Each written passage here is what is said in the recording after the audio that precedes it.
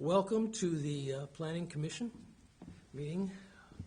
And with that, I'll go ahead and call us to order for our Thursday, January 11th meeting.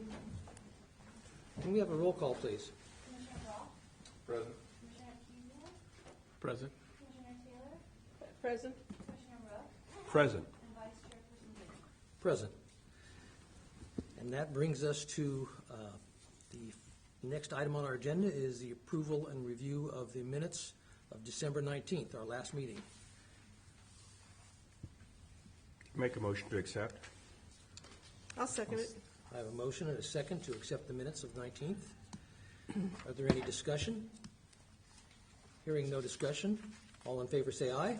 Aye. All opposed say nay. And on that, we'll move to the public comments. Public comments is a time that any person may directly address the Planning Commission on any item that is not on the agenda or any item that is within the subject matter or jurisdiction of our Planning Commission. A maximum of 5 minutes is allowed for each speaker. And considering I don't see anybody jumping up to go ahead and make public comments, so therefore we'll go ahead and close the public comments. Let's go ahead and item number 4 is public hearing, consideration of an annexation. And let's open with, we'll open the public hearing. And Community Development Director, Thank you. Holly Owen, will you pick up the ball and run with it? Thank you. Vice Chair Blaney and Commissioners. Holly Owen, Community Development Director. Tonight, the agenda item is consideration of annexation 2024-01, a pre-zone for that annexation 2024-01, and the mitigated negative declaration for that project. There are some recommendations that you will need to consider for City Council. The first is the adoption of the mitigated negative declaration prepared for that annexation and pre-zone. The approval of the annexation of the parcel in question, that's 13.18 acres. The approval of the pre-zone resolution 2024-01, and the submission of the reorganization application to Fresno LAFCO, which is basically their document that they need to act on to bring the annexation to consideration. This project is a city-sponsored annexation of this 13.18 acres into the city of Kingsburg. The property is contiguous to the city limits, and it is north of the Kingsburg Business Park. I think you have a location map that is attached in your packet that shows you exactly where that would be. It does require the several actions to annex the property into the city of Kingsburg. It's the annexation, the pre-zone, and then the approval of the environmental document. The Kingsburg General Plan designation for the property is highway commercial. That means that it was planned for as highway commercial back in the day when the general plan was considered, and it is in the Kingsburg's sphere of influence. So although it's not in the city limits at this point, it will be in the city limits, and it already has a designation. The annexation, therefore, is consistent with the general plan, and it's consistent with the memorandum of understanding with the County of Fresno and the city of Kingsburg. Now, the memorandum of understanding addresses certain annexation issues with the county, and there's also a real property tax sharing issues related to that annexation of property into the city that is involved in that memorandum of understanding. Staff performed an initial environmental study with the help of the consultant and determined that a mitigated negative declaration is appropriate for the project. That's attached in your packet. It's quite a lengthy document, but it proves out what we had thought about the project, and that is that it has some environmental impacts, but they can be mitigated by certain measures, which will be followed. Just as background information, in 2021, the owner and the city began discussions about this about this potential annexation, and a potential project was needed as part of the annexation application with Fresno LAFCO and part of that memorandum of understanding. Some property owner benefits were identified. Those were both property owner benefits and city benefits. The property owner, there was a staff report and agreement to develop the vacant land, and the property owner benefits are in your packet. They were identified as extension of that road right-of-way, sewer, water, and ancillary utilities from Avenue B. That those costs would be borne by the city. The annexation of the property and the pre-zone action would also be sponsored by the city. But there was a tax benefit to them also for a donation of three acres to the city for city uses, potential city uses. And the city benefits were that they received these 3 acres for future use. 10 acres of commercial property with highway frontage, which would now be available for development with potential property sales and tax benefits for the city. And those 10 acres would remain owned by the landowner. And there would be also a use of a restrictive covenant to control future use and development of those remaining 10 acres. After the agreement to develop land and related documents were finalized, staff was directed to initiate the annexation process. So the next step was to do an initial study, mitigated negative declaration, which is your attachment A. It was prepared and circulated. The consultant is here tonight to answer any questions you might have about that. The review period was late last winter. We received only 1 comment letter for the project from the San Joaquin Valley Air Pollution Control District, which was rather a pro forma letter and was addressed in the initial study and the mitigation measures. The annexation, in your discussion section here, the annexation does also include the detachment of the property from the Fresno County Fire Protection District, the Consolidated Irrigation District, and the Kings River Conservation District. This is standard for annexations in that area, and that is covered by certain actions that the annexation involves. The property is contiguous to the city limits on the east and south side of the parcel. It is a concern of LAFCO that any annexation does not leave islands, county islands, or that the annexation is in any way patchy, and that is not the case. It is definitely contiguous to the existing city limits. In order for the property to be annexed into the city, Planning Commission must recommend to the City Council, and City Council must authorize the application for the annexation to be submitted to Fresno LAFCO. So those are the next steps from here. Should you decide to make those recommendations to Council, Council considers that, and then the application will proceed on then to LAFCO. There are objectives that pre-zone must make findings for that are in the Kingsburg Municipal Code. These are fairly high-level findings. They are, fostering wholesome, serviceable, and attractive living environments, preventing excessive population densities, protecting and promoting appropriately located commercial and industrial activities in order to preserve and strengthen the city's economic base, and basically supporting a logical and a desirable growth pattern for the city. This proposed pre-zoning satisfies all those objectives identified in this section, and it's also consistent, as we mentioned, with the City of Kingsburg General Plan. With the initial study, attachment A, it is found that with the incorporation of mitigation measures, which are actions taken at a given point in time that will arrive at a less than significant effect on the environment. There's a program that's attached to that initial study, and that will be the city's checklist to make sure that those mitigation measures are followed as the project becomes a reality. The notice of intent was published in the Business Journal, so all the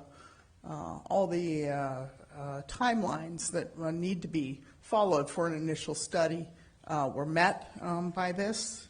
And again, the reporting program, the mitigation monitoring reporting program, is the document that is arrived at after all those environmental impacts are considered. Any future proposal will be reviewed and will require a corresponding environmental assessment for any future development. There is, of course, a fiscal impact. It kind of goes both ways. I addressed that a little bit, where there was staff time involved, an initial study that was prepared, but there also will be future tax revenues and acreage that the city gained from this action. So, a previous conceptual review was before City Council in August of 2022. So this has been a little bit of time coming, but at this point, we're at this point in the timeline, and all these actions are here for your consideration. This concludes my staff report. You have your recommended action, and I'm available to answer questions. Thank you. Thank you. Does anyone from the commission have questions? Well, the question that I have is I'm looking for Exhibit 1, the location map, There and isn't one. so that we can actually get an idea. There it is. Not sure how it didn't make your packet, but it was as Exhibit 1. So I apologize for that. But if you can see, there is Avenue B. Carol, do you have the other map that is available by any chance? The parcel map? Draft parcel map for the project? 2. That's Exhibit 2. Do you have Exhibit 2 in your packet or not? No. We do not have Exhibit 2. Okay. Or 3. C. Well, there was no 3, but the C was the comment letter. Oh, okay. So this was just a conceptual, but you can see where the business park, the cul-de-sac is there. It's sort of at the north end, northwest end of some of the developed parcels. There's a ponding basin there,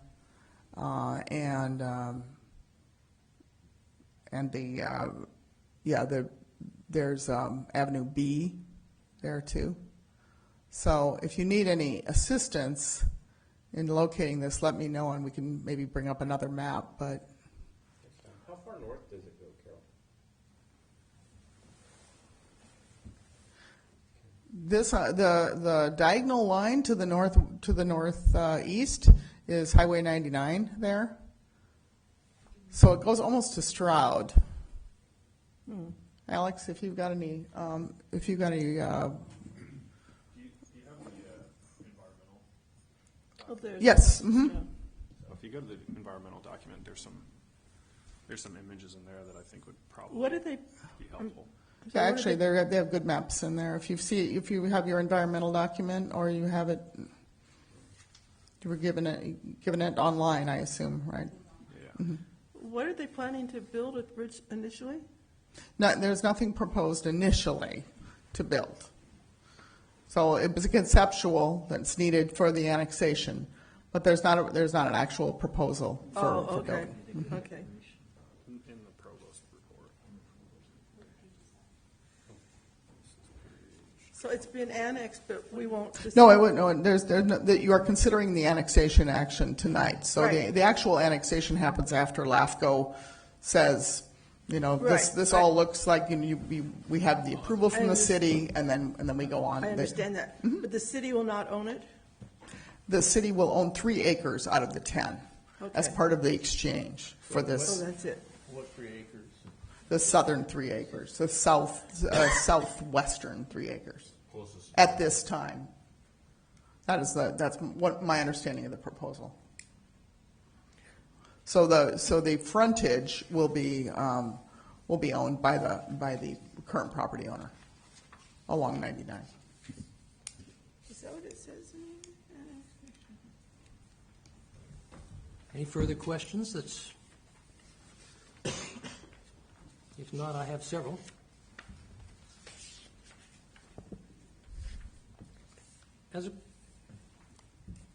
As a developer, this is a city-sponsored annexation. Is that usual? Sure. There's two ways that annexations can occur. So one is city-sponsored and one is applicant-sponsored.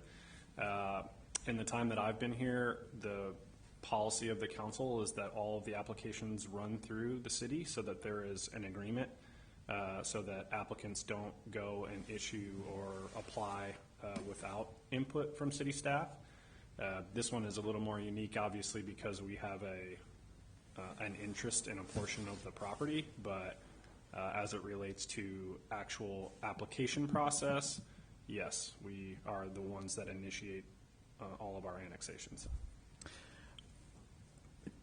If I understand the procedure correctly, LAFCO requires that there be a project identified as part of their annexation procedure. So there's two forms of sort of boxes that we have to check as it relates to annexation. One is LAFCO, and one is a memorandum of understanding that we have with Fresno County. Fresno County has these MOUs with all of the incorporated cities in the county. They're all the same. They say the same thing. Council last renewed our agreement in December of 2021. There are provisions in that agreement for instances of this that include both public property and the potential for annexation for the purposes of economic development.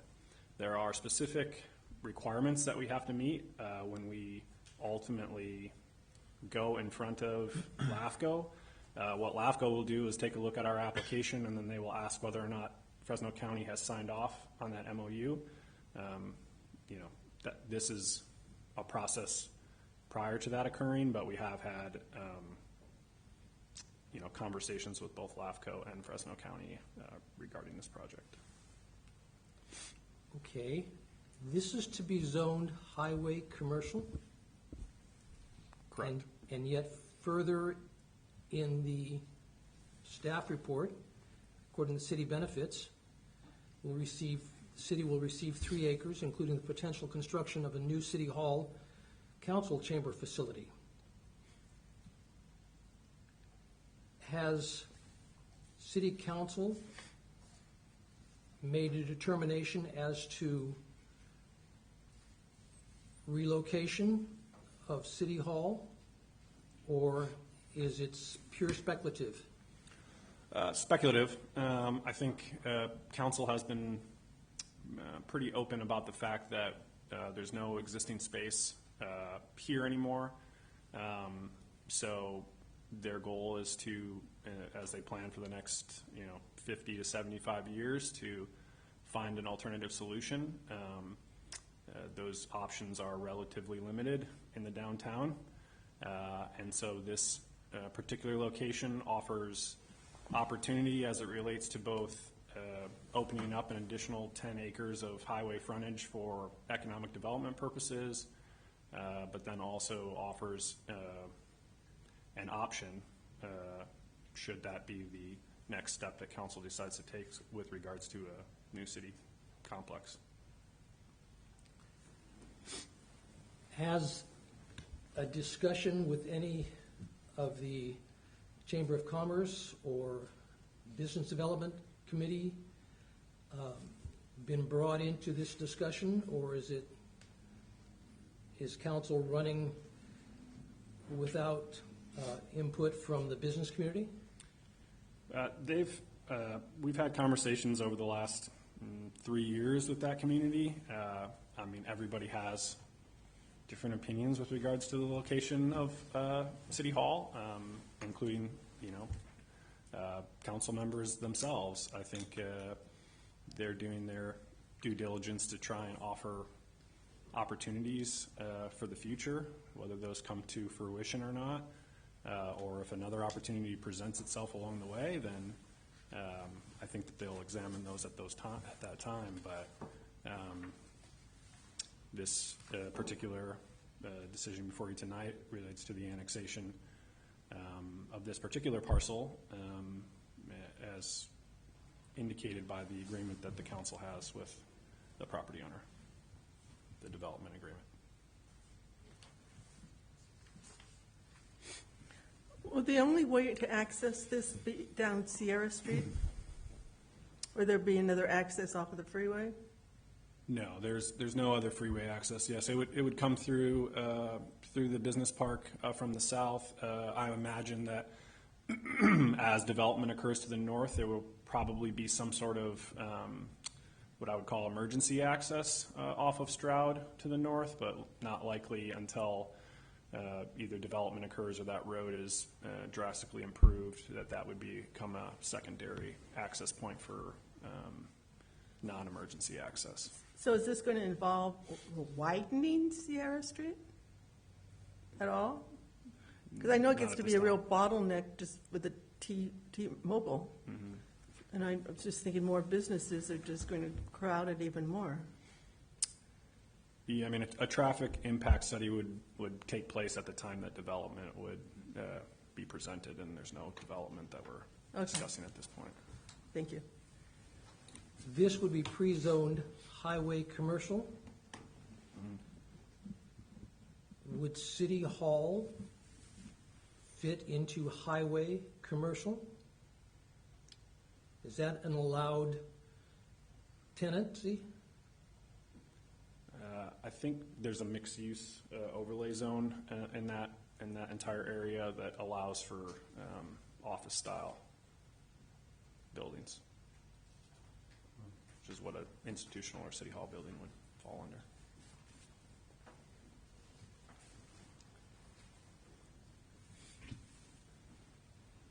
So this is going to be a city-sponsored annexation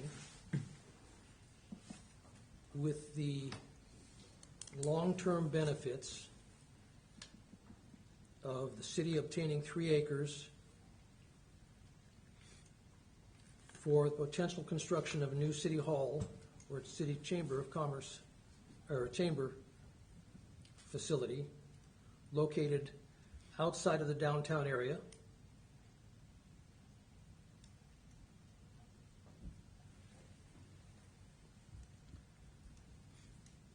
Has council discussed this, or is it straight, let's take the 3 acres and do something with it in the future? Discussed in terms of what? Generally, what happens is when you acquire property, you have a potential use for it, or an anticipated use for it. Is the anticipated use of a new city hall, city council facility been discussed at council? Because I didn't see any discussion about that at all in the minutes of August, the 2 meetings in August and I think September. So, yeah, they had, I mean, I think the minutes are not, they're sort of action minutes, right? So, yes, I mean, certainly they've had discussion in public meetings about what the potential use could be. I think that the council understands that there are still obstacles to building a city hall, whether that's at this location or any new location as it relates to funding and what that looks like. Their direction at this point has been that given the existing state of this facility, the ownership of this facility, and the space issues, that the next step is to explore alternatives for another location. This, again, the 3 acres, whether it gets built there or not, offers that flexibility to this council or future councils and to the community as it relates to a new complex. That's not to say that if another opportunity presents itself, that the council won't consider that at that time, but given the opportunity that was presented with Mr. Matoyan, who is the owner here, coupled with the ancillary benefits that we find through opening up another 10 acres of highway frontage along the 99, they viewed that as a beneficial agreement and ultimately adopted a development agreement. Is there, have other parties expressed interest in portions of this 10 acres? For development purposes? Yes. I think just in conversations, anecdotal conversations with Mr. Matoyan, yes. The challenge right now is that there's no access to the site. So there have been previous discussions about this site and the possibility for providing access because as it stands from, if you're in the development community, there's, it's not, it doesn't offer very much except for growing crops as it stands right now. Okay. If I remember correctly, in the staff report or somewhere, it talks about a cost to the city of about $330,000 for extending the utilities and sewer and water and such. It's about $100,000 an acre.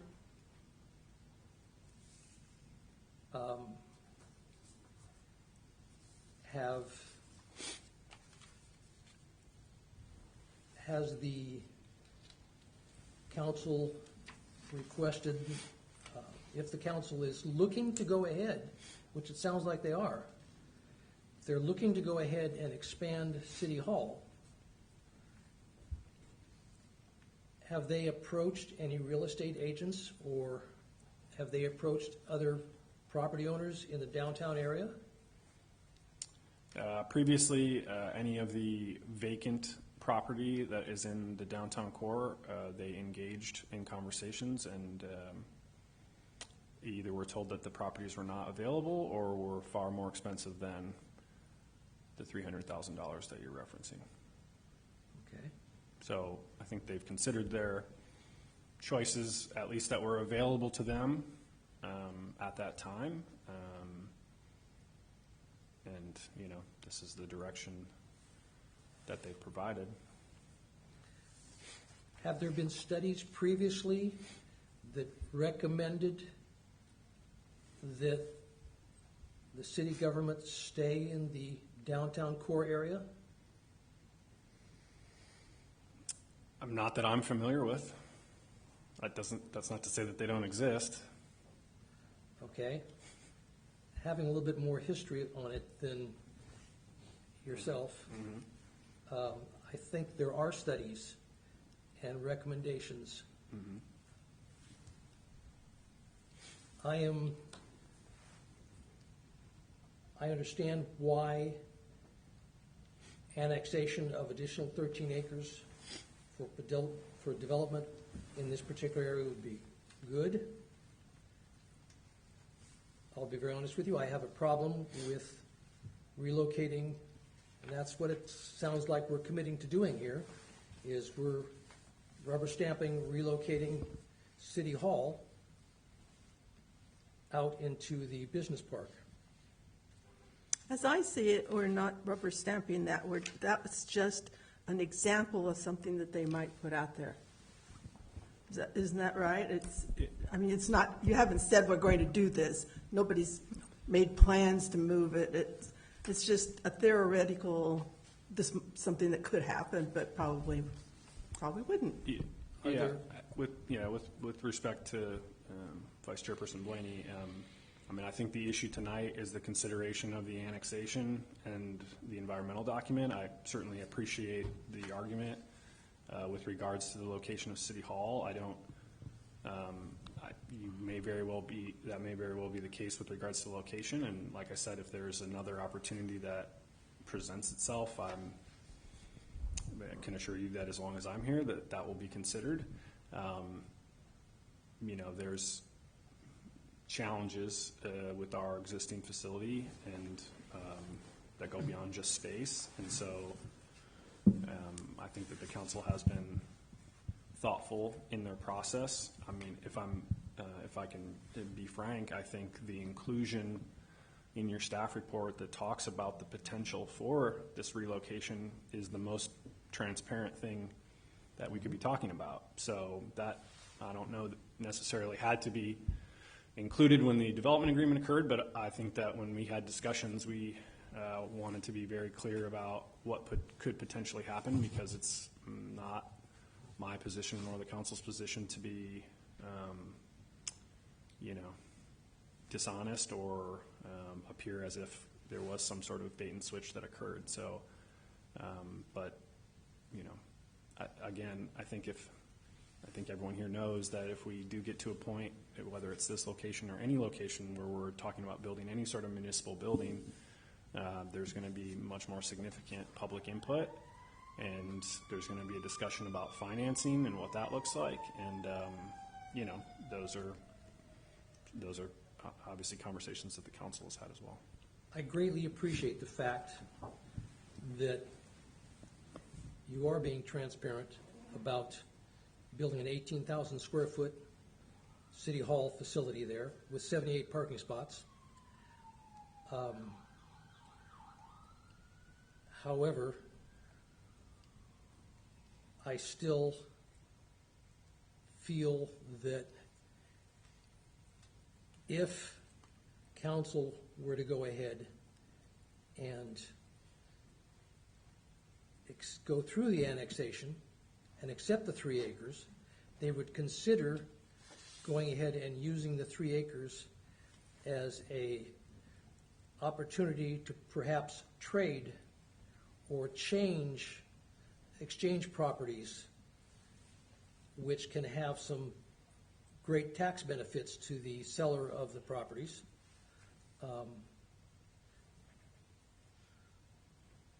I just would hope that council would go ahead and take this under consideration. Any further questions from staff or from commissioners? I'm just curious what the approximate length of freeway frontage we have there is. Anybody know?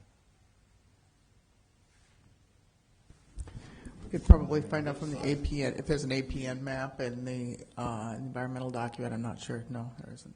We could bring that up and let you know in just a minute if you have some time. Is there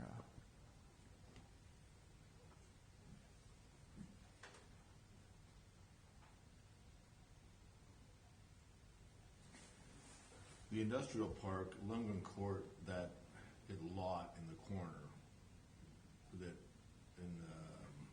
by the lower part of the polygon there, is already a lot that's been sold, correct? You're referencing the one that's Right at the just end. adjacent to it to the east? Yes. Yes. Yes. Oh, there's I think 3 parcels there now. Okay. one is an escrow. Yeah.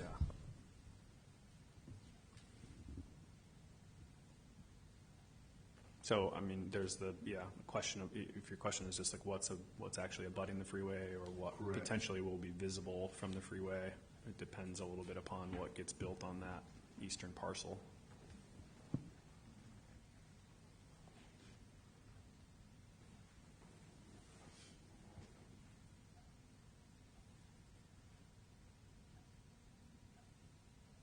Are we still trying to figure the frontage length? Or is it a concern? I'll try to find the assessor map on my phone here. In my mind, in terms of the appearance on the freeway when you're going south. It looks sizable, so. It's 10 acres. Further questions from commission members?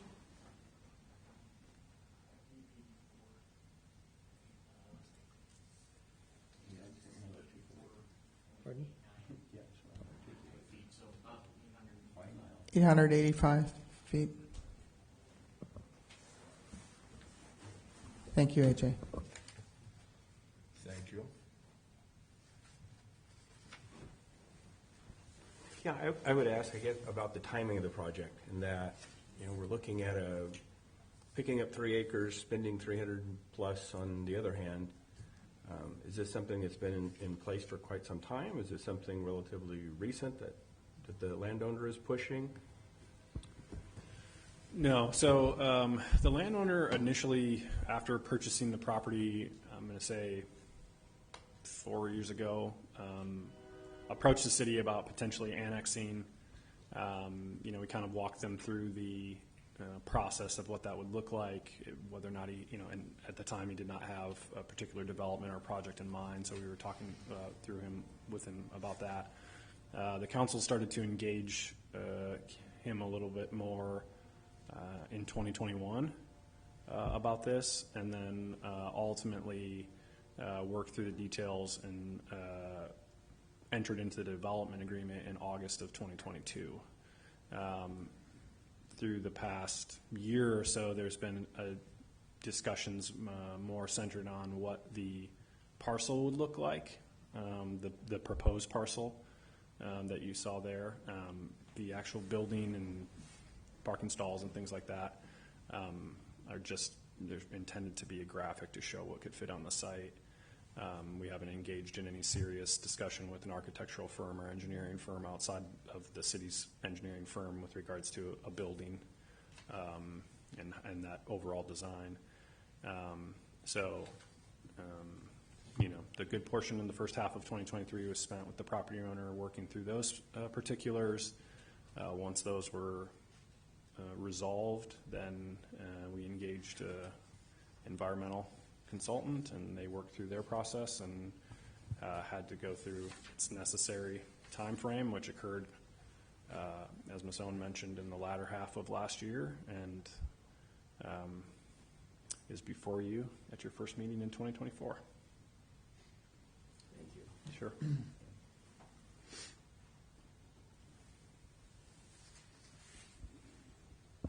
Further comment from Commissioner? On this lot, where would the access point in regards to road extension, if that was the case? Carol, can you go back to that actual site plan, the parcel map example you had up earlier? That's Exhibit 2 there. Yeah, there you go.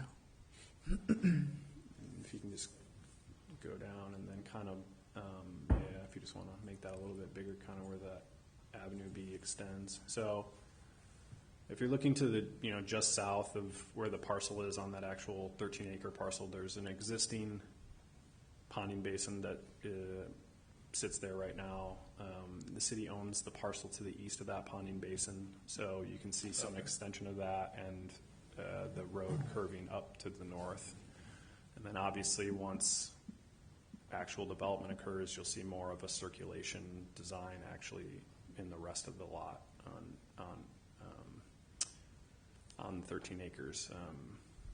We didn't want to limit what could potentially go there by putting in additional roads or anything else beyond what's proposed on the city's 3 acres that we would own. And I recognize that that's not a true parcel map, but has there been one drawn up so that we have any idea what the landowner is proposing? Or what they're thinking?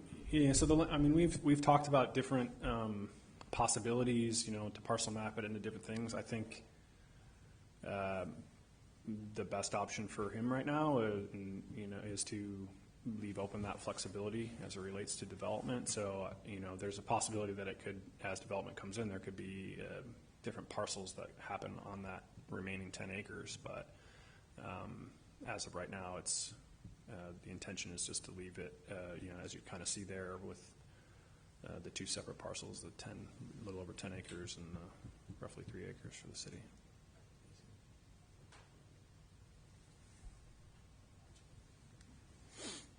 In some ways, he has a blank slate to do what he wishes and what the market may come to him with.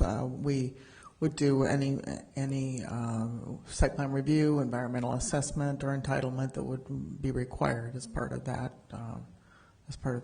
submittal or those proposals too.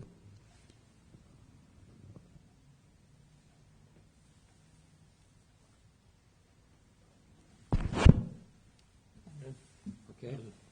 Thank you. Any further questions from any members? If not, I will go ahead and open it up for public comment. Does anyone from the public wish to make comment? Hearing none, we will move to continued commission discussion.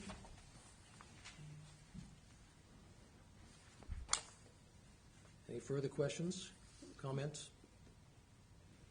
Okay. If not, I will close the public hearing, and we will go ahead and take actions. We have several resolutions in front of us. The first would be to recommend the adoption of the mitigated negative declaration. Does anybody have any questions on that? Do we have a motion to accept the mitigated negative declaration? I'll make a motion to accept the mitigated declaration. Yeah, I'll second. I have a motion and a second. Any discussion regarding the negative declaration? And that's a recommendation to the city council to adopt. Oh, I'm sorry. Yeah, it is a recommendation of the city council to adopt the mitigated nest. Okay. Thank you. All in favor say aye. Aye. All opposed say nay. Okay. The next item would be to recommend to the city council to the approval of the annexation of 13.18 acres and detachment from Fresno County Fire Protection District, Kings River Conservation District, and CID. Question, doesn't this all just fall under Resolution 2024-01? We don't have to do under this individual, isn't it? Yeah, it's,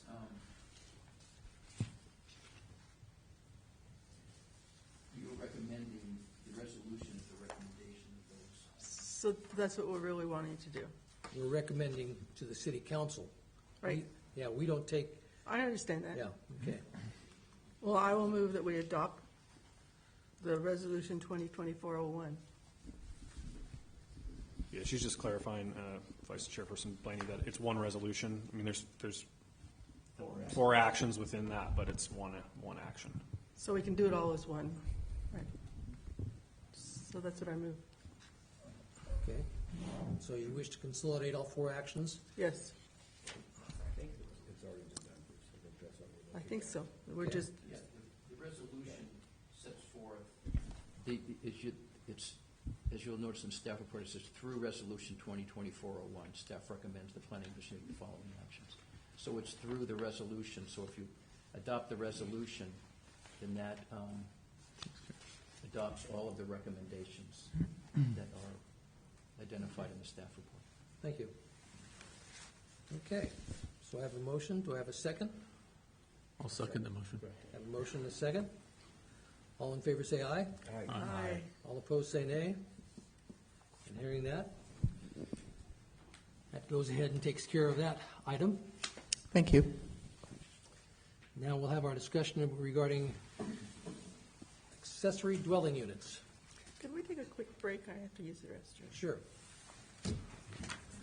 Take a break for 5 minutes, 10 minutes.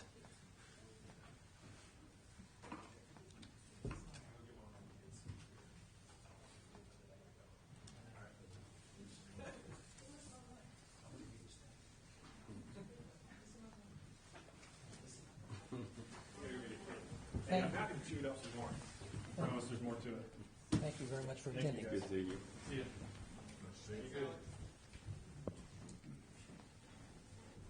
That worries me too, sometimes, right, we talk about tax, put it into the burgers to say, this is what initially used for? It would have been better to leave it off completely, or for future development these days. But that would have gone ahead. And it's always better to answer questions up front than it is to go ahead. I agree, but I'm saying in writing what we were presented with, having that not part of it would have made that smoother, because it does raise a flag. Yeah. What are we approving here? And that's exactly what, You know, why I wanted to bring it up. Is there a study or report that shows that keeping City Hall within a certain set of parameters is important There have been a number of studies previously in Kingsburg? in Kingsburg, a number of discussions, a number of workshops in the last 20 years. what communities push for it. Who owns these properties from here to City Hall owns the one the old portion. bank? Okay. These two, from what I understand, are owned by the people who own the Chinese restaurant. Okay.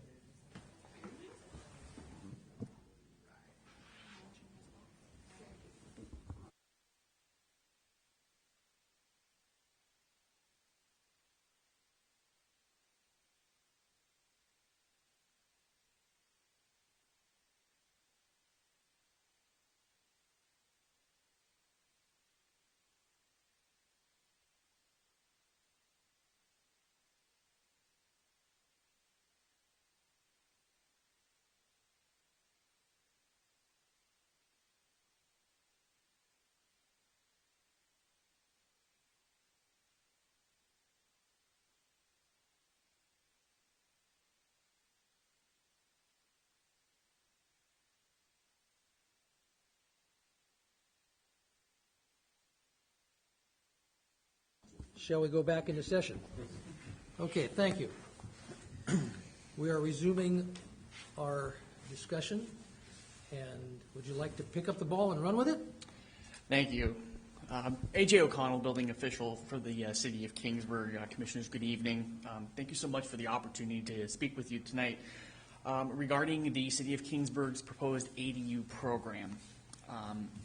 Presentation tonight will consist of some basic definitions that you may or may not be aware of, some recent legislation that has come down from the state of California regarding ADUs that will directly affect the city, proposed action by city staff, and then finally some design concepts for the Planning Commission to consider and to discuss. So to begin, again, this is some definitions. This may be boilerplate. You may know all about it already, but for those that may not know what an ADU is, it is a residential dwelling unit that provides complete independent living facilities for one or more persons and is located on a lot with a proposed or existing primary residence. The State of California classifies ADUs in 4 different ways: detached ADUs, attached ADUs, converted attached, and converted detached ADUs, accessory dwelling units. An ADU provides complete independent living facilities for living, sleeping, eating, cooking, and sanitation. When I speak with proposed ADU applicants at our front counter, I usually boil it down to meeting three separate facilities. Facilities for living/sleeping, facilities for cooking, which could also double for eating, and also facilities for sanitation. This is a graphic that was provided by the American Planning Association. It's a little bit more of a visual of different types of ADUs that are developed here in the state of California. Obviously detached above a garage, an interior basement ADU, interior converted garage ADUs, and an interior upper floor ADU. I can tell you the more common type of ADU development within the city of Kingsburg is a detached ADU or a attached converted interior, the one on the bottom left. So for the sake of our presentation today, we're going to be really focusing on detached ADUs. That's going to be the crux of the program that we're going to present to you today. Defined detached ADUs are any structure that does not share a wall with the primary dwelling. They can be converted from a structure not connected to a primary dwelling. So that could be, say, a detached garage converted to an ADU. New construction with no connection to the existing primary dwelling unit. This is a ground-up ADU. Constructed adjacent to or on top of an accessory structure, but not on the primary dwelling. So this is common when you have a detached garage and an ADU is built, say, on top of the garage. There's also a partially converted detached accessory structure. This would be, say, for example, a shed that is half of it converted into an ADU and the other half retains its existing occupancy. There we go. I'm sorry, I didn't fast forward that. Here are just some examples. These are just stock photos I just got off the internet of just some ADUs that have been built. I'm not really sure where the location is of these, but just a couple examples of just basic stock ADUs that some other people have built. Okay, so let's talk about some laws and legislation that has recently been passed here in California. I think it's a pretty known fact that housing production in California, it's not keeping pace with the demand. According to the Housing and Community Development for the state of California, in the last decade, less than half of the homes needed to keep up with population growth have been built. As a result, lack of housing plus increased demand has increased our housing costs, and this is across the state. The state legislature, as a way to be able to address these issues, has really focused on accessory dwelling units as a way to diversify the housing supply. The legislature has found that ADUs tend to be significantly less expensive to construct and offer benefits that do address some common development barriers.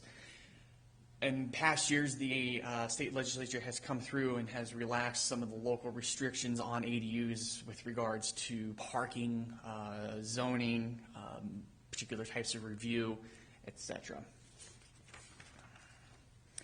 Which brings us to the most recent accessory dwelling unit legislation. This was passed in the most recent legislative session in 2023. This is AB 1332, and it involves pre-approved ADU plans.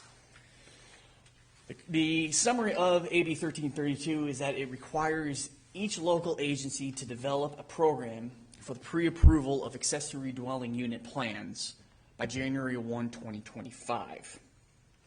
It requires that local agency to approve or deny the application for a building permit within 30 days. And it does allow local jurisdictions the flexibility to adopt pre-approved plans based on their own respective community needs. I can tell you, as of today, the city is in partial compliance with this assembly bill. We are in compliance with the colloquial term, the shot clock, the 30-day review of an ADU application. This particular type of legislation doesn't preclude a property owner from submitting their own design that is not pre-approved, but they would have to go through our process for permit review, which I'll go through in just a second. This is currently the permit process that we have here in the city of Kingsburg for an ADU. Notice here on the left, I'll start here on the right actually. These are what are considered over-the-counter permits. So for example, if on your residence you want to, say, put solar, or you want to put a new roof, you'll come down to the city, you'll fill out an application, we'll get permit fees paid, and we will give you a building permit and you're on your way. An ADU doesn't qualify at this time as an over-the-counter permit. It falls under the category that's here on the left as in all other permits, requiring submittal of construction documents, a plan review by city staff or our building plan review consultant, payment of fees, any sort of conditions that may be required as part of a zoning review. Once all of that has been approved, permit fees would be paid and the permit would then be issued. We tend to do residential developments in-house when it comes to the plan review, and any sort of commercial we tend to ship out to our plan checking consultant.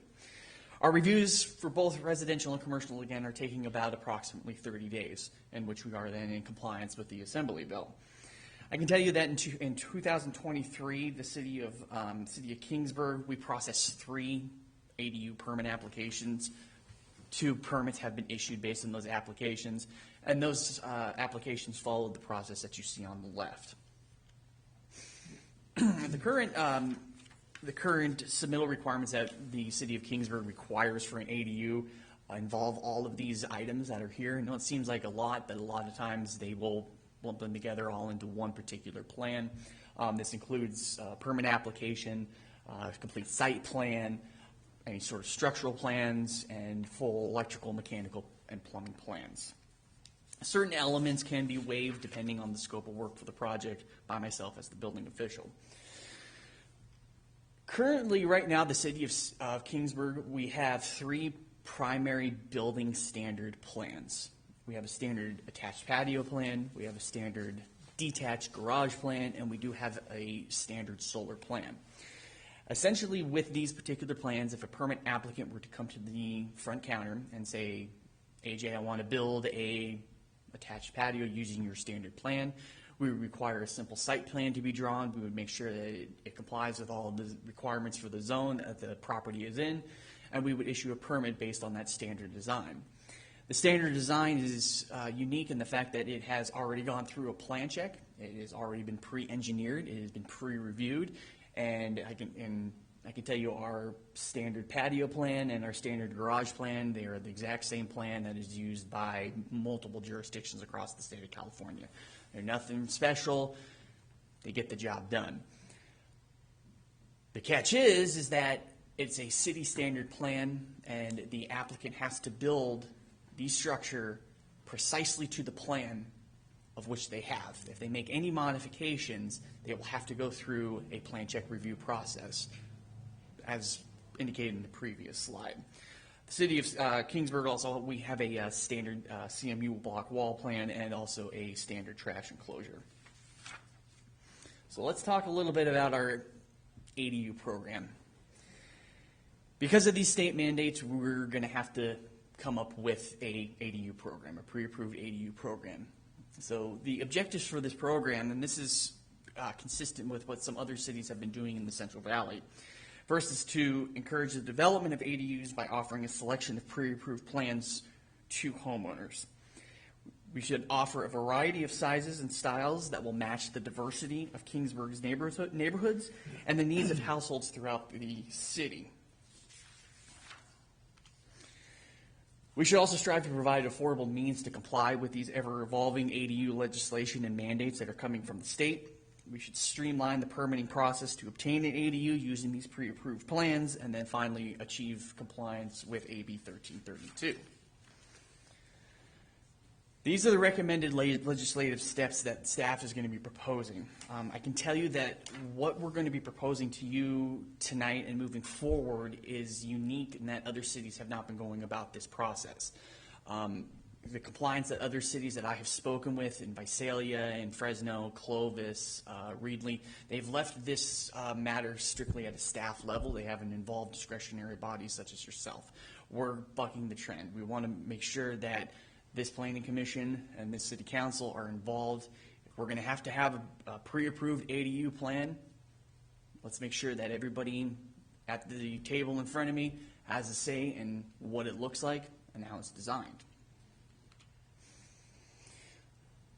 So tonight, staff is recommending that Planning Commission should strive for consensus on a design concept for 3 types of newly constructed, detached ADU floor plans and elevations.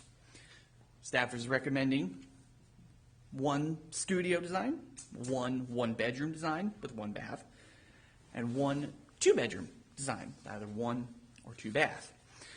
The purpose of tonight is to solicit discussion from you. This is a workshop. We want to hear what your ideas are. We're going to be taking good notes.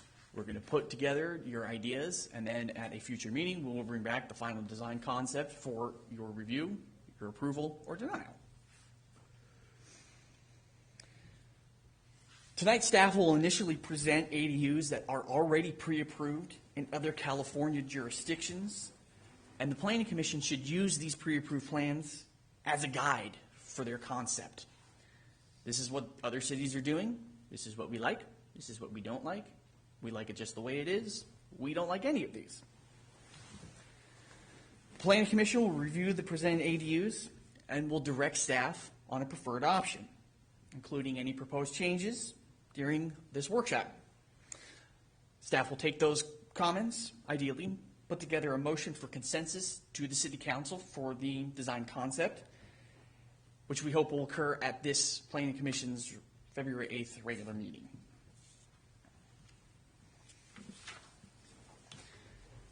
The City Council will review and amend or approve the design concept, again at a future meeting. At that point, a licensed design professional, an architect or an engineer, AKA, will be retained by the city to professionally prepare the necessary construction documents incorporating the design concept, all of those items that we listed on the permitting process. Building division staff will review the documents for conformance with adopted California building standards codes. I will review it. I also will send the plan off to colleagues at our plan review consultant and also in other cities, so that way we have as many reviews as possible for code conformance. Once that has been completed, the Planning Commission and the City Council will be presented with a final design to either amend, approve, or deny. The hiring of licensed design professional, it should be noted, it can take a couple of different forms. Primarily in our area, Visalia and Clovis, and Porterville, I know. What they've done is they've negotiated with an architect or an engineer. The architect or engineer will retain the rights to the plan. The plan is pre-approved, but the permit applicant will then go to the architect, negotiate directly with the architect any fees or overhead or commission or whatnot. The applicant will then be presented with the plans from the architect, the applicant will then bring it to the city where there will be approved. The city, some other cities. Yes, sir. Go back to that again one time, please. So some other cities, what they have done is they have negotiated with a licensed design professional. And what the licensed design professional has done has retained the intellectual property rights to the construction documents, the plans, the blueprints. They draw them, it's their property. The pre-approval is we still would review it, we would approve it as such. If a applicant decides to use the pre-approved plan, they would have to go directly to that architect or engineer, negotiate with that architect or engineer, who would then say, yes, this fee works for me, here's the plan, go to the city. Since we've already done the review on the pre-approved plans, we would essentially then give them the permit over the counter. Clear as mud? In other words, it'll be a closed loop. So if you're going to go ahead and use one of the city pre-approved plans, you've got to buy it from this guy over here. Correct. And he can charge whatever he wants. Correct. Some cities have done that. I know Visalia has done that, and Clovis is doing that as well. The other option is that the city can negotiate the rights to the plans. We can own them. That is an option. For example, some of the plans that I'm going to show you today, the city owns them. You can go online, you can get the plans, as long as you meet all of the zoning requirements. They're owned by a public entity, and you can essentially get your permit over the counter. That's an option that could be that will be presented to you tonight for your review. There are some design concepts that have that, it certainly is something to consider. Hope that answers your question. Clear as mud, right? Yeah, because I know some of the cities do have them where you don't have to go through that step that you mentioned in the middle where you're renegotiating plans that have already been drawn and approved. Yes. Mm-hmm. Yeah. That is an option that is being used by a lot of small and medium-sized cities because they. In fact, Clovis is actually doing that. The plans that they have, I thought that they were available that way. From the architects? From Clovis, city of Clovis. You can get the floor plans and the elevations, but the actual nitty-gritty of the construction documents, structural plans, et cetera, you do have to work through their retained draftsman, correct. This is a tentative timeline for compliance with AB 1332 that staff has drawn up. Again, this is a tentative timeline. I want to make sure that we kind of at least have some sort of schedule in place. It's tentative because I know that this is a subject that we may want to discuss further at future meetings, or have more clarification. Council may have some comments that they want to incorporate. There's also multiple layers of the city government that are going to have to be involved, because if we are to retain the services of a licensed design professional, we will have to negotiate a contract, of which the city manager would have to be involved, city council, city attorney, et cetera, et cetera. We're at the very top here, January 2024, the beginning of the step. February, selection of the design concept by the Planning Commission. March would be approval of the design concept by the city council. April through May, we would go through an RFP process for the licensed design professional. We would say, hey, this is what our city wants, who can design it, essentially for the best price. We would have to go through a budget appropriation, most likely. July through August would be the contract negotiations. August through October of this year would be plan design and code conformance review. This would be between the designer and the building division. November 2024, we would hope to have final design approval in front of the Planning Commission. And then December 2024 would be final project approval by the City Council, with implementation on January 1, 2025. So a little less than a year from now. That would put us in compliance with AB 1332. It's ambitious, I know that. It's subject to change, but I figured this would be a good place for us to essentially begin the conversation. So this would be the process, ideally, that a permit applicant would have to be able to obtain a permit for a pre-approved ADU within the city. The property owners would first review the pre-approved plans and select an option that would best suit them and their properties. The plans will be accessible through the city's website. And the property owners will then meet with community development staff to determine where the selected ADU can be located on the property and how to comply with respective city development standards. A specific site plan for the property that includes the new ADU would be required to accompany any building permit application. We could create a standard plan all day long and say you have to stick to this, you have to stick to this, but each property in the city is unique in its character, different size houses, locations, setbacks, et cetera. It still would be a requirement for a permit applicant to submit a unique, specific site plan for their property that shows the location of the new detached ADU that they're building using the pre-approved plans. The applicant will need to complete a hold harmless letter. Essentially, it absolves the city of the liability should there be faults, say, in the engineering or in the workmanship. Continuing on. The chosen design and any additional submittals, solar, fire sprinklers, structurals, energy compliance, will be submitted with the building permit application to the building division. I can tell you that some of the design concepts that I will be presenting to you tonight will require separate submittals. They may not be truly all pre-approved, here you go, rock and roll, in the sense where, yeah, they may need to include solar to be able to comply with energy code requirements. They may need to have fire sprinklers in order to comply with Chapter 3 requirements. They may need to have a truss design specific for the property, depending on where it's located, proximity to other structures, et cetera, et cetera.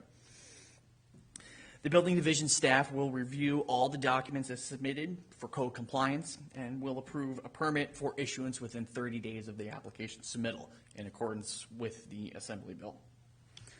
Permit applicant will pay all required permit fees, including any impact fees, permit fees, inspection fees, review fees, etc. Permit will then be issued, construction can then commence, and then inspections will occur at regular intervals up to and including the project completion. Does this mean they can't submit their own plan? They can submit their own plans. Nothing in the AB 1332 legislation precludes a property owner from submitting their own respective design. The difference would be is that if they do submit their own respective design, they would have to go through the plan checking process as part of the flow chart that I had for you. Correct. Yes. And that's what our the current applications where we've accepted for ADUs, they're going through that same process right now. Just to clarify too, we're giving you a larger deck of cards, I guess, to play with. The requirement by the state is just one plan, over the counter, there it is, and that's limiting. I'm sorry. Quick question. The 30 days. We're going in with the assumption if we had pre-drawn plans, then you can get it done in 30 days. The requirement doesn't change whether it's a pre-drawn plan or if they come in from outside and put one up. That's right. It's still there's still a shot clock. There's still 30 days, but there will be there'd be some time with plan checking that would extend that. And this really does shortcut that process. If it's already pre-approved, all that, Still looking at a 30-day window for that approval of plans, regardless of where they're being reduced from, correct? Yeah, that's correct, Commissioner. Really, the idea of the shot clock is because there have been some jurisdictions that will take 6 months. We are not like that. As I said, we are at least partially in compliance with the requirement in AB 1332 as it stands right now. Even going through the process of having to submit for plan check and plan review, we are at the very least saying a denial of an application. We usually don't deny ADU applications. We will just say, hey, these are corrections you have to make based on adopted codes in 30 days. So we usually have a 30-day review, as is right now, even with non-standardized, non-pre-approved designs. So we have that benefit, but really this idea of the shot clock for the review came about because I'm sure we've all heard the stories of those cities on the coast that were taking 180 days, 365 days to be able to review and approve and sometimes even deny legitimately submitted ADU plans. For one reason or another, staffing, political considerations, et cetera, et cetera. We're not like that, thankfully. Question. Holly, you started to say something about it might be extended 30 days. Well, I guess that AJ and I probably need to have a further conversation about that. But I know that in the county, the other places that I've worked, when it's in plan check, there's a submittal, and then the clock will stop while that when it goes back to the applicant, it stops. So it's not a 30-day no matter what. There's startings and endings to some of that. Yes, and there's correct. a reset. Yeah, that is absolutely correct. So say, for example, we accept an application for an ADU at our front counter for plan review. We are within 30 days reviewing that plan and returning the plan to the applicant either with, yes, this plan is approved, no, this plan is not, or a straight up denial. So again, some cities essentially are, receiving the application, taking 180 days, to even give a response to the applicant. We're It's not a turnaround time is what they're looking at. It sounded like it had to be done in 30 days. No, I mean sometimes that's impossible. I mean, if they submit you a napkin with a couple of a That's window gonna and take some a little doors bit. and say here 30 days. I mean, you have some feedback to give them at that point. The 30 days, so say somebody were to submit something on the back of a pizza box, which I have had happen before. We essentially have 30 days to give them a response. Okay, this does not meet our submittal requirements. You need to have all of those items that I listed. That has to be done within 30 days per the shot clock mandate. Again, we're meeting that. Usually with with the pizza box submittal, we were able to turn that around in about 20 minutes. Yes. Resubmit, we call it. You'll have to resubmit. So the state is mandating this separately, so residents, if I were just to have a lot, turn in plans for a house, that could take, in Fresno County, 10 months, 12 months, and the state's basically saying if it's in ADU meeting these guidelines, you have to turn it around in 30 days. Correct. This is what we call an unfunded mandate in my business. It's just another thing. But seriously though, it's an important opportunity too. I mean, if we can go through this process and maybe even find some funding through a grant for a design professional to really do the deep dive into the structural calculations and all that's needed. It's a gift to the community too, and it is also our opportunity to make sure that there are things about Kingsburg that we would like to see. Like, for instance, I think the current second dwelling unit ordinance mentioned that roof materials should be the same as the primary residence. I think that's actually not a bad idea to carry forward. So there's certain things that we can require in terms of design standards. That's kind of a different topic, though. It's something that we can talk about along the way with this process. To kind of piggyback on what Holly was saying, we currently do have some preconditions when it comes to ADU development within the city. We do not have an ADU ordinance that mandates development standards. This is something that Holly and I have spoken with about at a staff level. I know that the Planning Commission has had conversations about possibly adopting some sort of design standard. I would continue to encourage the Planning Commission to have those conversations. I think that that is a longer term conversation. We want to make sure that we have an ordinance that's going to be fair, readily enforceable, et cetera, et cetera. The purpose of what I'm presenting to you today is that we have a year clock right now on having a pre-approved ADU plan. We don't have an ordinance right now. Let's try and at least get a pre-approved plan. We can maybe, while the left hand's working on the pre-approved plan, the right hand can be working on the ordinance. Mm-hmm.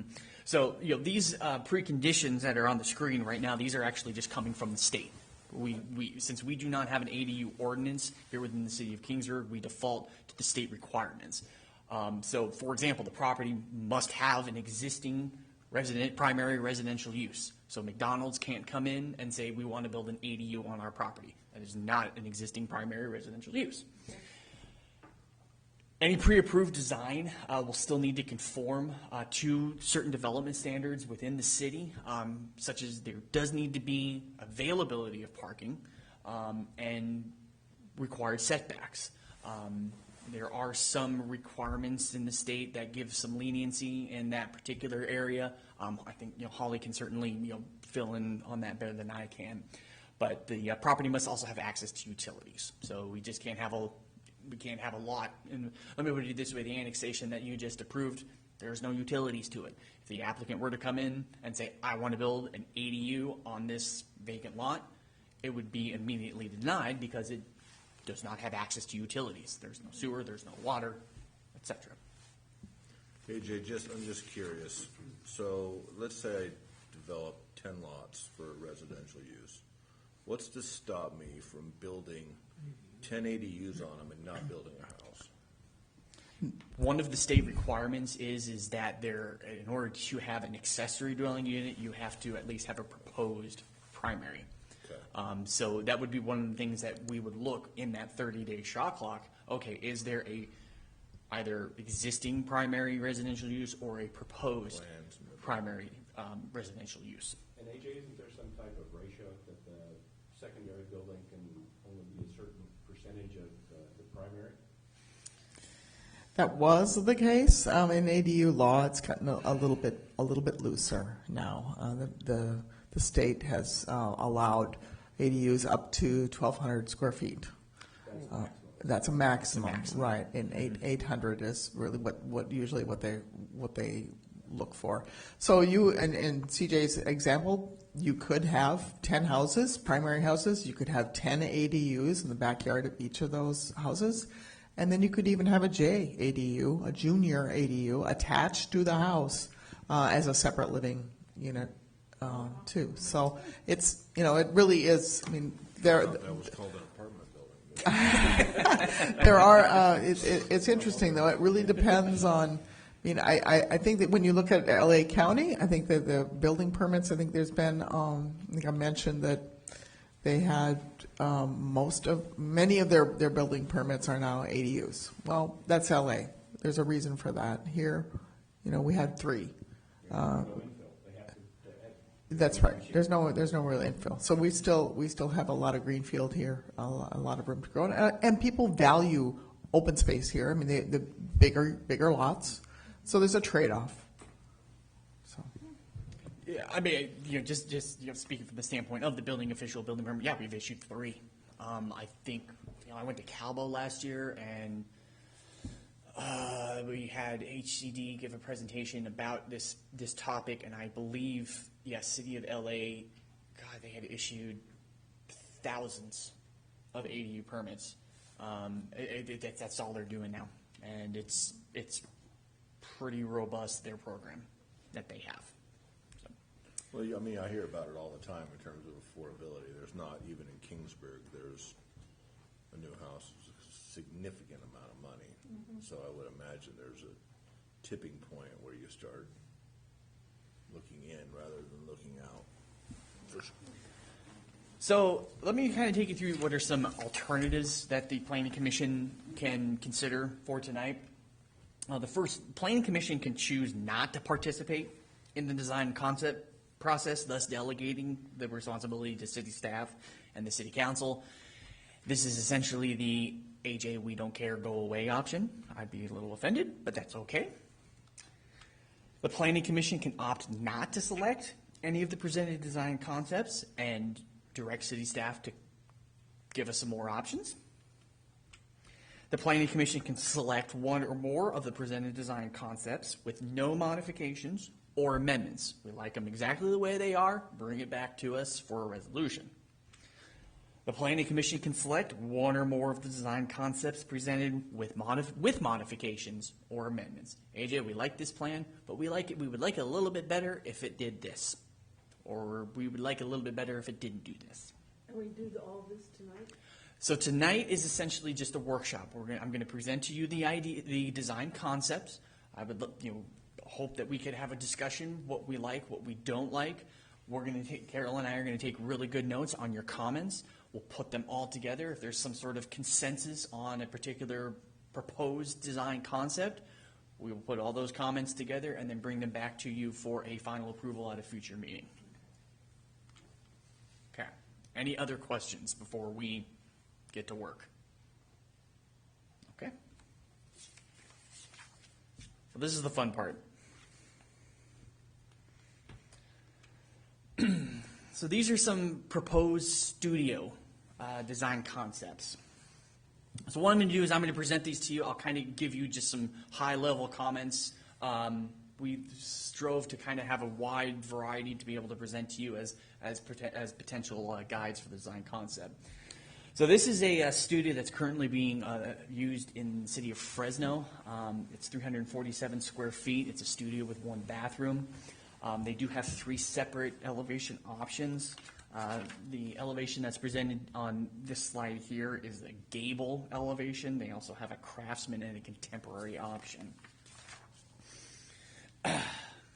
It's very simple. This is a floor plan. It's a studio, 347 square feet. The design does come with an optional 50 square foot front porch option. We call it a cut and stack design. It doesn't require any special engineering. It doesn't require any sort of special materials. It is very easy to construct, easy to understand for a potential applicant. Of all the ADUs that I'm going to be presenting to you today, this is the smallest, 347 square feet. The pictures I'm getting, I kind of ripped from individual websites, again, because sometimes I may not have been able to have access to them publicly. So, like for example, this one from the city of Sacramento, this is the only elevation that they provided. They didn't have any colored or finished, but this is currently pre-approved in the city of Sacramento. It's a little bit larger, 367 square feet. It includes a 24 square foot covered porch. This is minimal engineering. Again, there are some, excessive elements that are to it when it comes to materials and design. One of the things that, really stuck out to me was that it does kind of have a separated design from the sleeping, between the kitchen and the sleeping area. Kind of see, you have your, there we go, you have your, kitchen area that's going to be here, and, it has a good degree of separation. This would, I guess, would be considered the sleeping area as part of a studio. One of the benefits of this particular plan is that it is publicly available. Should the Planning Commission say, we don't want to change anything about this plan, it is perfect the way it is, we could essentially adopt this after the approvals from Planning Commission and City Council. This is a standard plan, it's already been engineered, etc. Can't we approve both of them if we wanted to? Certainly. This is purpose of this workshop. Let's have discussion. Yeah. This is pre-approved in the Central Coast cities of Morro Bay, Atascadero, Grover Beach, and Arroyo Grande. It's 445 square feet.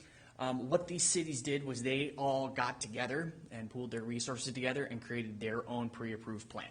And it's accepted in those jurisdictions. This one also comes in a number of different elevations. Yeah, it comes in 3 different elevations. All of them kind of have this modernish design to it. This one does have a lot more engineered elements to it. You could just tell by all of the windows and the size of it, and just kind of how the shape is, with this L. But it does have a flat roof design, so it does differ from some of the other presented plans that we have that are either gable or hip. It does also have some optional casework that could be incorporated here to create kind of a quasi separate bedroom, so it wouldn't necessarily be classified as a studio at that point. But this is the most, complicated of the studio designs that we are presenting.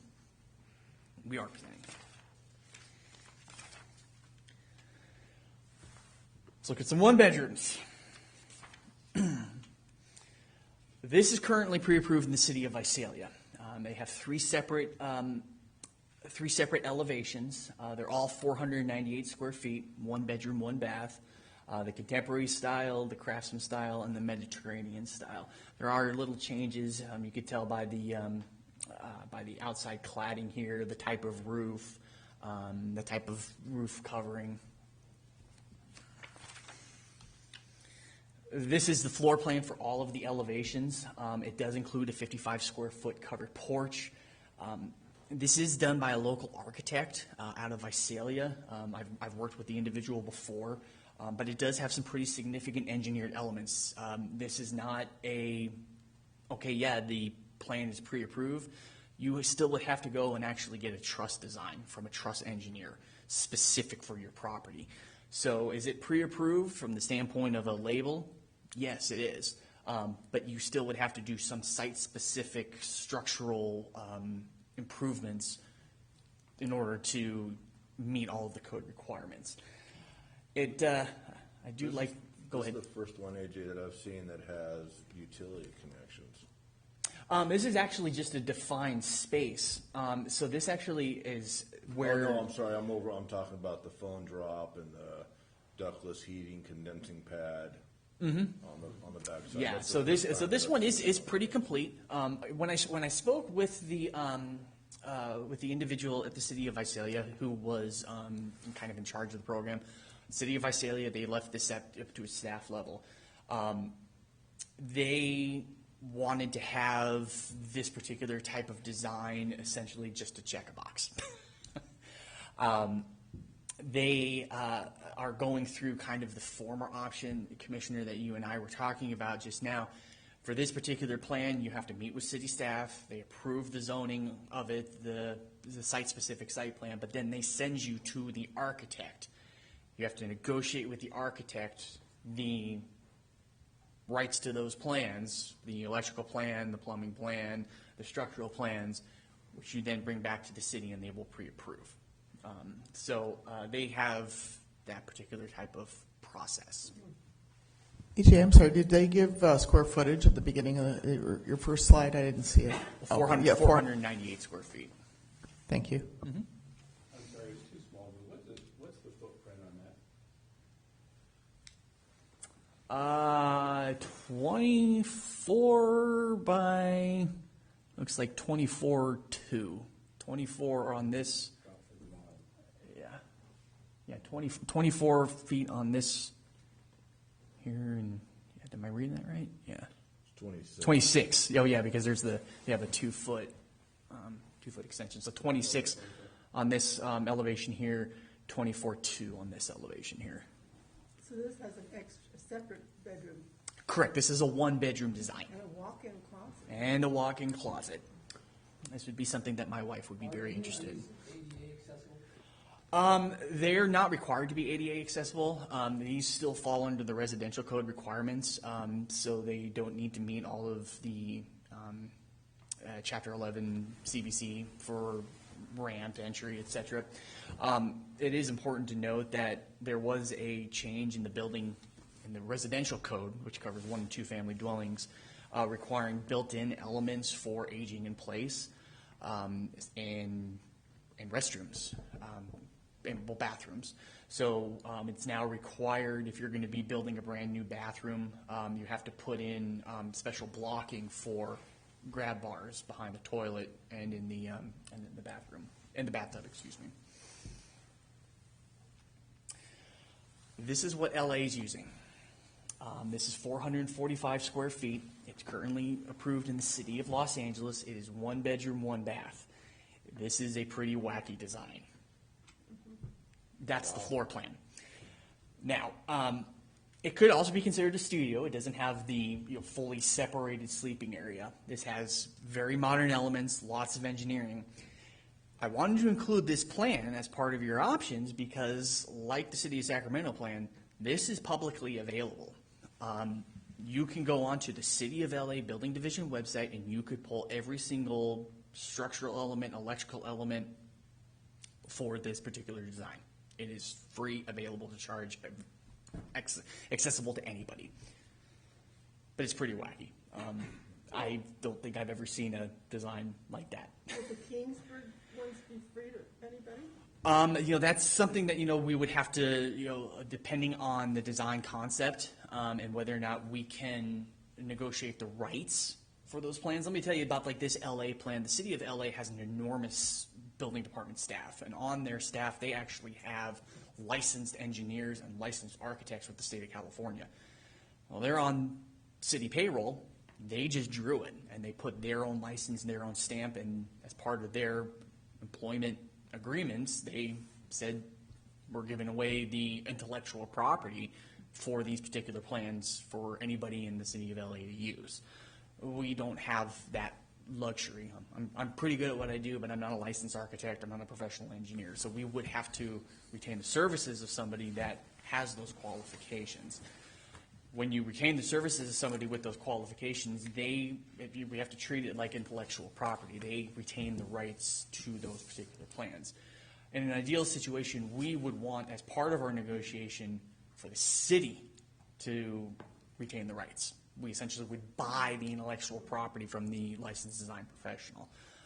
That would have to be something that would be, again, negotiated based on the design concept. Did I answer your question? That answered my question, but so like this one from LA, we could just go on and get it for free. Yep. You would not have it here. Nope. The only way we can get it is to go to LA site. Yeah, We could it's on their website. It would be available. I mean, if you adopted this or the Sacramento one, it would be on our shelf, and it would be their property. But we could give it out to our citizens to use. Yes. An example, that we use for the city of LA, it doesn't necessarily apply here in the city of Kingsburg. But when I was a building inspector in the city of San Bernardino, there was quite an effort and a lot of grant money for structurally deficient residential properties to be retrofitted for earthquakes. And there's no prescriptive standard in the building code to do that. That is all done by a structural engineer.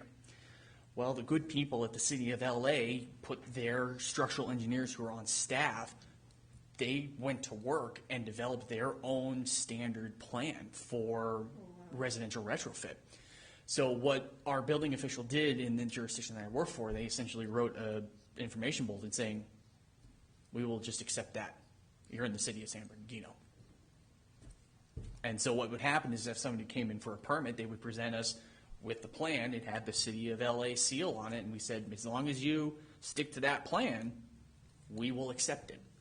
And you can get your permit over the counter. I've noticed that these are all the size of pizza boxes. Just The next one's bigger. bad joke. Not the house, but just the plan. Sorry. Save that. After looking at this LA floor plan, I'm kind of curious as to what pizzas you're eating.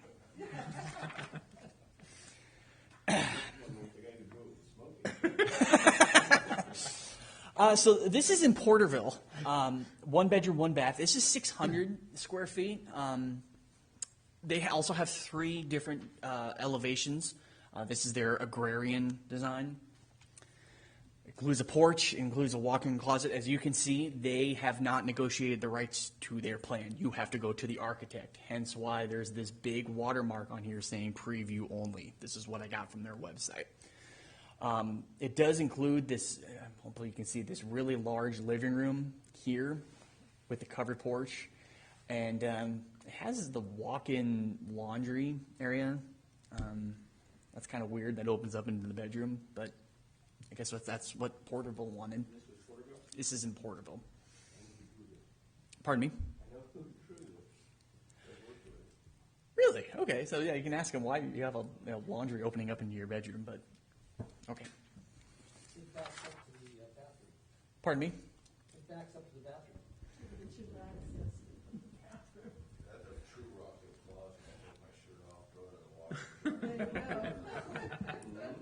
water. This one would be interesting, like from a code compliance standpoint, because you actually can't have a gas-fired appliance in a bedroom, and so the design of that door would be something that we would all have to take a look at and probably discuss with the person that actually drew the plan, saying, okay, how are you going to make this happen? The idea being is if you have a gas-fired appliance in a bedroom, you have the potential for generation of carbon monoxide. Don't worry.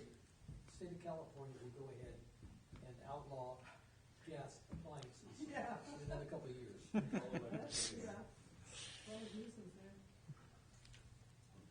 Okay, so those are all the 1 bedrooms. Let's talk about the 2 bedrooms. This is the one that's approved in Oakland and Stockton. It's the exact same design in 2 different cities. 746 square feet, 2 bedroom, 1 bath. Again, these are publicly available. You can just go onto the website and get them. As you can see, 2 bedrooms. I kind of like the idea that they actually have multiple windows in both of the bedrooms. Good opportunity for natural light. I don't like the fact that the bedrooms are pretty much exactly the same size. If I'm going to have a 2-bedroom, I would like to have a larger one and then a smaller one. That's just me. Nice looking kitchen. What I also like. In that case, both bedrooms are small and smaller. There you go. One thing about this design that I do want to point out, this does have space for separate side-by-side laundry facilities, a washer and a dryer. I think all of the ones that I presented to you today only have space for stackable. Those are kind of a pain when you have injuries or you don't want to put stuff in the top one. They make those now? Yeah, they have all of them then. So this one, it actually wasn't included in your staff report. This is one that I added after the deadline. We were recently in contact with Fresno Council of Governments. What they did was they actually partnered with the other metropolitan planning organizations up and down the valley, and they created a valley standard plan available for use. This is their 2-bedroom, 1-bath design. It's 775 square feet. Should the planning commission say, yeah, this design concept is great, let's roll with it, we would actually be the first city in at least Fresno County, I think a little city up north, like in San Joaquin County, has adopted theirs. So they were very excited that we were even talking to them. 2-bedroom. It does have the space for the separate washer and dryers. I do like the large living room that's here. It's, you kind of have that clear space from the kitchen. You also have a large enough space to be able to have, say, a dining room table. So the way that the Fresno Council of Government partnership would work is that, if we adopt this standard plan as is in its current form, Fresno Council of Governments will provide us with the plans and also, importantly, provide us with the rights to the plans. We could put our logo on them and we could issue it. They gave us 2 1-bedrooms and 1 2-bedroom. This was my favorite design of the 3. If you're interested, I could certainly give you what they proposed for their 1-bedroom designs as well. This is City of Turlock, their 2-bedroom. This is a 2-bedroom. It is 1,050 square feet. This is larger. Yes. This isn't really the best, but you can see we actually have a significantly larger bedroom here than here. I guess it isn't really that significant. But this one, it has a kitchen island, pretty large living room, almost like a separate dining room that's here. You have a front porch space and separate washer and dryer spaces. This one would require significant engineering. This one is not publicly available. It does require a truss design. This is one of the larger ones that we have. But we actually have one more that's even larger. This is City and County of San Diego. This is 1,200 square feet, 2-bedroom, 2-bath. The ones that I previously showed you were 2-bedroom, 1-bath. This is 2-bedroom, 2-bath. 1,200 square feet is the largest allowable square footage for an ADU under state law. So this is the biggest that you can build and still be considered an ADU and fall under all of the special exemptions and requirements for an ADU. As you can see, it has a very large master bedroom, its own separate master bathroom here, a smaller 1-bedroom here, very large living room, dining room. It does have just the stackable washer and dryer, which you have all this room. Why didn't you just have the separate spaces? But that's just me. I do like the design in the kitchen because it has kind of the bar area here and the peninsula. But yes, this is the largest plan that we will present to you tonight. Again, largest allowable by the state of California.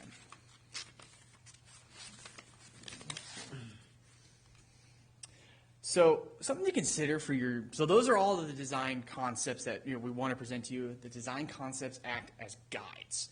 So we can, during our discussion, I can go back, we can look at some other, we can look at designs again. Hey, do we like this color? Do we like this color or not? The city of Kingsburg, we do have design standards for the downtown area in our form-based code. These are our Swedish Village standards.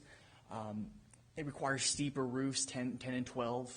So, you look at some of the roofs that are that steep. Brick, stucco, or wood cladding, wood shake or shingle roofs, traditional-looking shutters, doll horses.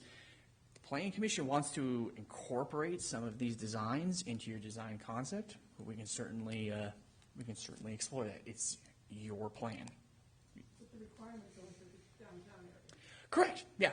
This is just kind of something to get your creative juices going.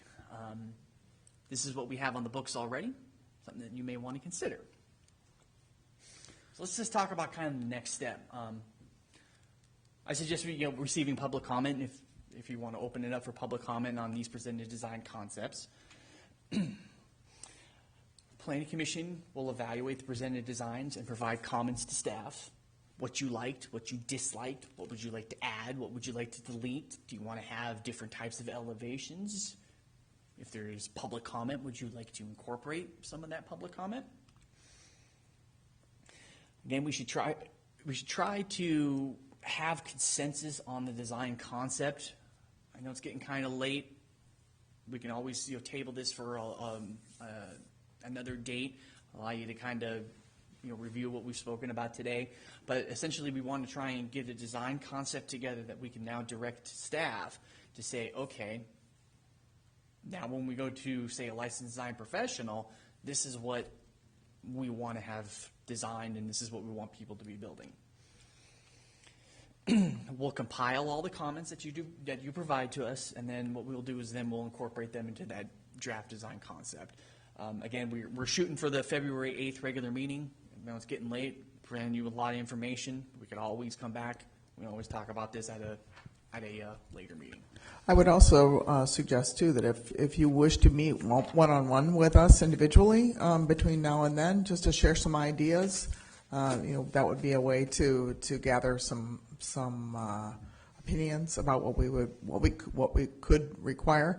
I also would say that although we have a 2-bedroom, 2-bath plan here as the maximum, I think the 3 ADUs, the ground-up ADUs that we may have permitted last year were not 1,200 square feet. They were probably smaller. No, I think the largest one that I could look that information up if you want to know what the largest one we permitted last year is. That's a lot of space, a lot of room for a backyard. Right, and it is allowed per state law. That said, I think there's a sense of proportionality that some people have had when they've come to us and have had the money and the desire to build, to build ground up ADUs. A lot of the cheaper way to do this is to convert your garage, and that's a whole other conversation. But really, when we're talking about detached ADUs, that may be something to take into consideration. I noticed one of the pictures had a trailer in it. Is that an accepted ADU here? No. It was not a trailer, but it looked like a trailer, didn't it? It was a park model. It was a park model, like a small mobile home. But it wasn't a house built from the ground up. It was a mobile home. That's another conversation, but it would have to be on a permanent foundation and have permanent utilities. Correct. Yeah, housing and community development does allow manufactured homes to be considered as ADUs, and we do see that. We've actually had some inquiries at our front counter about that. Hey, look, can I have a manufactured home act as an ADU? There's a distinction between a manufactured home and a mobile home. We consider a manufactured home to be on a permanent foundation, to have dedicated utilities. In all sense, it is a dwelling unit. Period. It came from the factory, but it's still a dwelling unit, as opposed to a mobile home, which is somebody just parking their RV in the backyard and saying, "Hey, I'm making this an ADU." The state actually does not consider that as an ADU. So you can't put an RV in the back and say, "Hey, this is an ADU." So if you took the wheels off the RV and pounded it and put it in concrete, then it's acceptable? I would love to see the engineering on that. It still meets it still has to meet but building code, which is it's a high bar. So. How are the fees going to work with this? That's actually another conversation, because the state law says that it needs to be proportional, which is we've tussled with in terms of what that would mean. I mean, traditionally we would charge what is on the books for a second unit, but now the state has asked us to do more of a proportionality assessment when we charge impact fees. So that's not been hammered out yet, as well as we probably should do that. Well, at this point, the state, although we have our own setbacks, the state requires only, I believe, 4 feet. 4 feet as a setback, unless we and I don't think there's a lot of flexibility in that. We do have some flexibility in terms of objective standards, but parking is also not covered parking is not required. But people want that maybe, and that's good for everybody to have your car under some sort of shelter if you can. But it's not a requirement at this point. And just to kind of chime in, I came back here to the Sacramento studio design because the state does allow for a detached ADU to be 4 feet from a property line. That doesn't override the requirements that are outlined in the building code for that reduced setback from a lot line. And per the building code, if you have an exterior wall that's less than 5 feet from a property line, you now have to have a listed fire-rated wall. And the idea being is that if there's a fire that starts within that dwelling unit, it's contained in that dwelling unit and doesn't catch the neighboring properties on fire. It has to be listed, it has to be engineered, it has to be tested under a certain standard by Underwriters Lab and ASTM Association of Society, a bunch of people that are a lot smarter than me. These are scientists, and it has to be tested. The Sacramento studio design already has that. It's already incorporated as part of the pre-approved plan. And so if somebody were to come, let's just say, we adopt this plan as such with no changes, and they, on their site plan, they say we want to put our ADU 4 feet from the property line, we would be obligated to issue a permit for that because they have this design that accounts for it. I'd like to make a motion that we table this. I'd like to look at these plans a little more and see what I like anyway. But I think we should table it for the next time or have a special meeting in between. This is a workshop, Correct. so we can go ahead and just adjourn to a time specific. Yes, sir. Okay. Why don't we go ahead, because obviously there's a lot of material being presented. Yeah. A lot of alternatives. Because it is a workshop, why don't we go ahead and adjourn to continue this meeting to, you want to meet in 2 weeks, or do you want to meet in a month? We're going to meet in a month. A month? Yeah, I do in plenty of time. But then that would be just before our meeting or included in our No, meeting? it'd be our next meeting. So would we have a workshop first?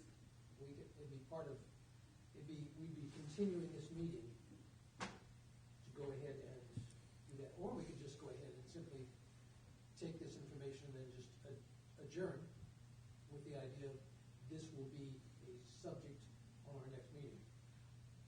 My question is, if we have to have a consensus on these plans, then I don't know if we necessarily want to do it at the next meeting. Seems like we need a little time. I think it's possible that our schedule's a little more flexible than he outlined in a rather ambitious time frame in terms of getting this to council, getting this these. Let's say we go with some plans that are already engineered, or off the shelf, and then we've saved a lot of time in that regard. In terms of having to go find that, run an RFP, make the drawings. We can discuss it at the. I would say that's certainly. I think that is. Yes. I mean, that is certainly the planning commission's prerogative. I think that as the staff opinion is that is a very good idea. The other thing we could do, if we could say, okay, we'll choose A, B, C, D, and E now, and then we could go ahead and add more later. This is an open-ended type situation. So long as we meet the minimums by January 1st of 2025, Right. we're cool. The other thing that keep in mind too is that there's some objective standards that I'm beginning to work on for multifamily, but those can also apply to ADUs. Increasingly, that's all we can apply in terms of design standards for housing. But we're all grappling with that a little bit as jurisdictions, as cities. I met with the city of Fowler about 3 weeks ago to specifically talk about this objective standards requirement and what we can require and what we can't in terms of design elements. AJ, I had a really quick question, just for clarity. I know that we've looked at a single, a 2-bedroom, a 1-bedroom, and a studio. The state is requiring us by January 2025 to have one of each of those? Nope, only one plan. Right, AJ? Period. That's Yeah. that's the minimum. Mm-hmm. So he's offering you a deck of cards, like I said. You only need to play one card on your shelf. Overthinking this would be ridiculous based on the fact that none of those were 1,200 square feet. So Well, and maybe not. It's certainly up to you as to what. the reality is that most of these things are going to have to be redrawn anyway because every backyard is unique and where the power comes from and sewers and everything else. There are some things that we could address just out in the field. That this happens all the time. Hey, look, on the plan I had my sewer line here, but once I started digging, it was there. We're able to take care of some of that out in the field without having to go through a permitting process.